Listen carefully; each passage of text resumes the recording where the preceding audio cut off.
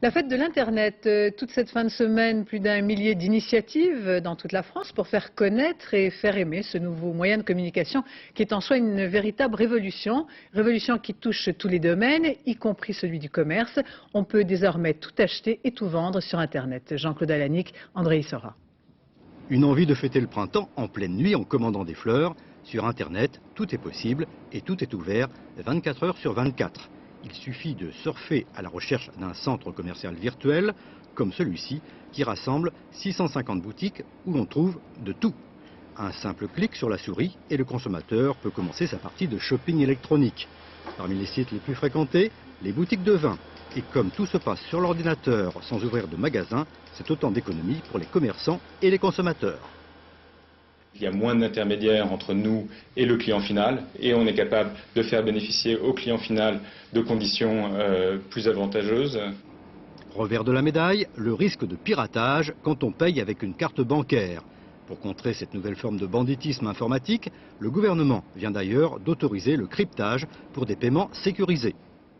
Un paiement sécurisé, c'est un transfert d'informations confidentielles entre l'ordinateur du client, donc de l'internaute, et le site marchand. Donc là, le numéro de carte bleue, par exemple, est crypté pendant le transfert entre l'ordinateur du client et le site marchand. Une sécurité qui devrait donner un coup de fouet aux ventes et placer le commerce électronique au même niveau que la vente par correspondance classique, avec l'atout particulier d'Internet, pouvoir écouter et voir avant de s'embarquer dans un achat.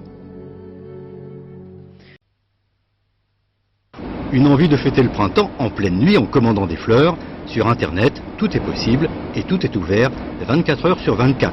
Il suffit de surfer à la recherche d'un centre commercial virtuel, comme celui-ci, qui rassemble 650 boutiques où l'on trouve de tout. Un simple clic sur la souris et le consommateur peut commencer sa partie de shopping électronique. Parmi les sites les plus fréquentés, les boutiques de vin. Et comme tout se passe sur l'ordinateur sans ouvrir de magasin, c'est autant d'économies pour les commerçants et les consommateurs.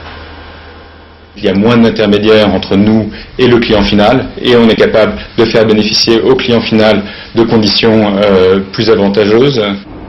Revers de la médaille, le risque de piratage quand on paye avec une carte bancaire. Pour contrer cette nouvelle forme de banditisme informatique, le gouvernement vient d'ailleurs d'autoriser le cryptage pour des paiements sécurisés. Un paiement sécurisé, c'est un transfert d'informations confidentielles entre l'ordinateur du client, donc de l'internaute, et le site marchand. Donc là, le numéro de carte bleue, par exemple, est crypté pendant le transfert entre l'ordinateur du client et le site marchand. Une sécurité qui devrait donner un coup de fouet aux ventes et placer le commerce électronique au même niveau que la vente par correspondance classique, avec l'atout particulier d'Internet, pouvoir écouter et voir avant de s'embarquer dans un achat.